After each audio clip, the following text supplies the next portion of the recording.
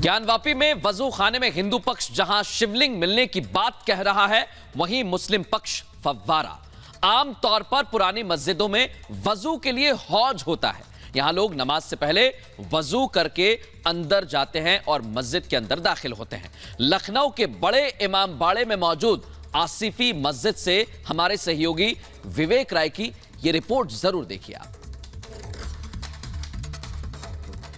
ज्ञानव्यापी मस्जिद परिसर में एक पक्ष का ये दावा है कि वहाँ पर उनको शिवलिंग मिला है, तो वहीं दूसरे पक्ष ने उसको फव्वारा बताया है और उनका कहना है कि वज़ू करने को लेकर के वहाँ पर फव्वारा लगा हुआ था।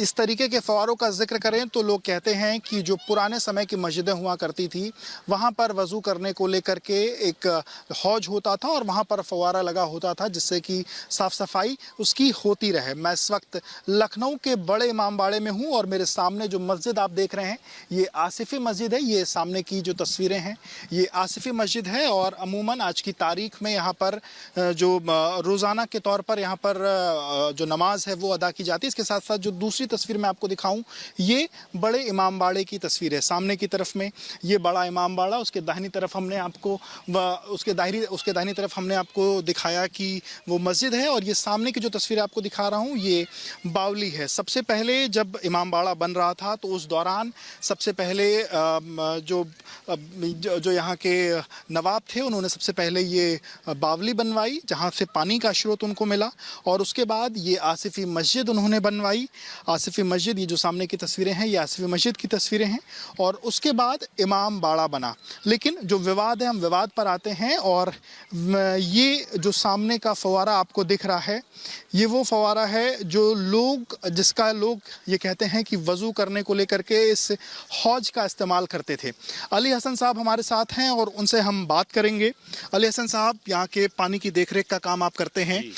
ये समझना चाहूँगा ये जो फव्वारा है इसका काम क्या है, इसको क्या कहते हैं, क्या चीज़ें हैं? देखिए सर, ये हौज है और इसको भरा जाता है। उसको भरने के बाद में जैसे क्योंकि खुली हुई चीज़ है ये, तो इसके ऊपर गर्द वर्द आ जाती है, तो इससे फव्वारा चलाने से इसके अंदर लहर पैदा होती है पानी में, तो वो गंदगी को बाहर निकाल देता है।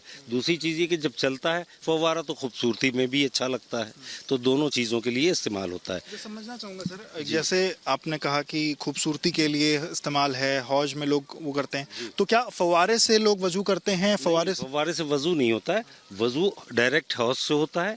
लेकिन फव्वारे को मैंने आपको बताया कि मेन काम इसका ये होता है कि देखिए भी बीच में कितनी गंदगी थी, अब वो सब साफ हो गई है, सब किनारे आ गई है। तो इसका मेन काम ये होता था कि हौज को बिल्कुल साफ हो जाता था, इससे सारी गंदगी किनारे पे आ जाती थी। उसके बाद में जो मेन पानी बह रहा होता था वो अपने साथ बहा के गंदगी को बाहर ले जाती थी। अब इसको भी खोला जाएगा, खोल के फिर से भरा जाएगा, साफ किया जाएगा। ये अगले जुमे को जब आप आएंगे तो आप खुद देखेंगे कि बिल्कुल साफ पानी भरा होगा कि ज़मीन तक के आपको दिख रही होगी। तो उस वक्त के लिए ये फव्वारा जो इस तरह से यूज़ किया जाता है। सर, ये जो पानी का स्रोत है, मतलब ये क्या है यहाँ पर? आपने किसी तरीके से, मतलब पानी का स्रोत क्या किसी टंकी से आ रहा है पानी नीचे से अंडरग्राउंड? ये इसके अंदर जो है उससे बोरिंग का पानी है। ये जो समरसेबिल की बोरिंग है उससे भरते हैं। पहले पुरानी लाइन जो इसकी पड़ी थी तो उसकी पाइप लाइन थी मोटी वाली, जो टंकियों वाली होती है, वो पाइपलाइन थी, तो वो तो ख़त्म हो गया क्योंकि पानी में इतना ज़्यादा वो नहीं रहा।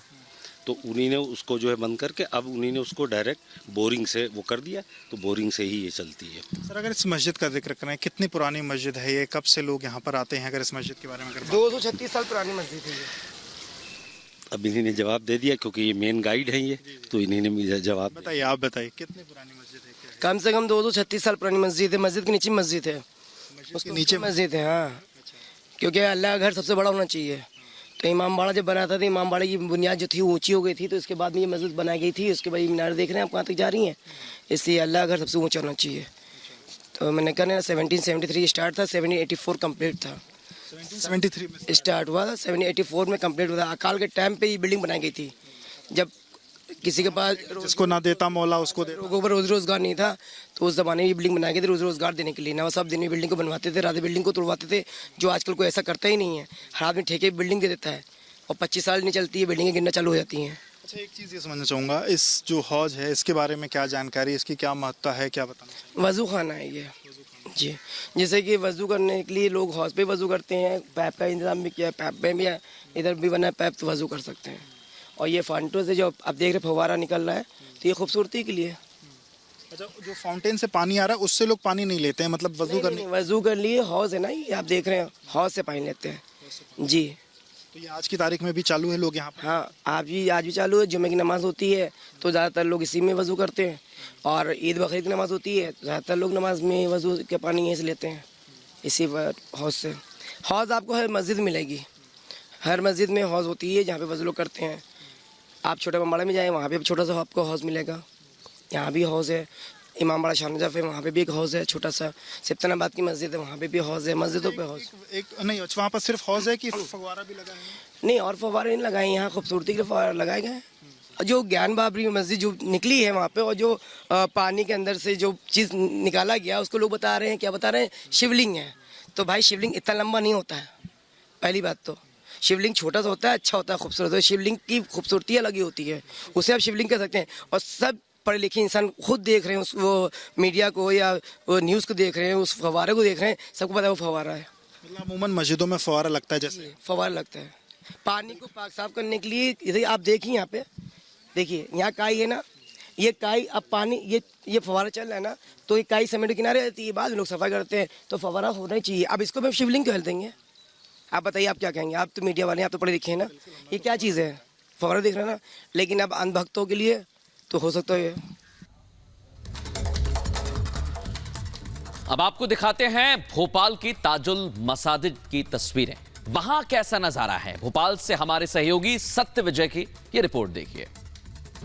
ज्ञानवापी में सर्वे के बाद एक नया विवाद छिड़ गया है। मुस्लिम वर्ग के लोगों का कहना है कि जिसे सर्वे के बाद हिंदू वर्ग के लोग शिवलिंग कह रहे हैं, वो शिवलिंग नहीं बल्कि एक फुब्बारा है, फाउंटेन है। मैं इस समय राजधानी भोपाल की ताजुल मस्जिद में मौजूद हूं, जो कि भारत की सबसे विशाल मस्जिदों में से एक ताजुल मस्जिद है, और इसकी काफ़ी ज़्यादा लोगों में आस्था है। यहाँ पर जब नमाज होती है तो लाखों लोग जुटते हैं। और ताजुल मस्जिद के जो वज़ू खाना है, मैं वहाँ पर वो तस्वीरें आपको दिखाता हूँ, क्योंकि जो ज्ञानवापी में शिवलिंग मिलने का दावा किया जा रहा है, वो बताया जा रहा है कि जो वज़ू खाना है उसी के नीचे शिवलिंग पाया गया है। और देखिए, ताजुल मस्जिद में जो वज़ू खाना है, मैं उसकी आपको एक्सक्लूसिव तस्वीरें दिखा रहा हूँ।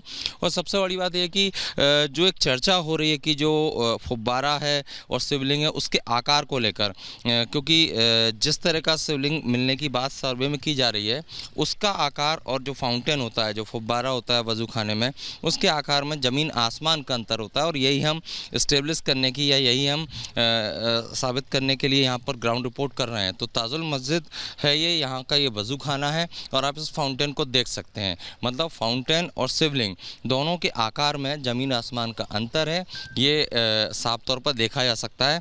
हालांकि वज़ू खाना का जो इस्तेमाल है वो नमाज पढ़ने से पहले किया जाता है। यहाँ पर जो मुस्लिम वर्ग के लोग हैं वो आते हैं और हाथ पैर धोते हैं, और इसके बाद नमाज पढ़ी जाती है, जैसा कि बाकी धर्मों में भी पवित्र अपने आप को किया जाता है उसी तरह।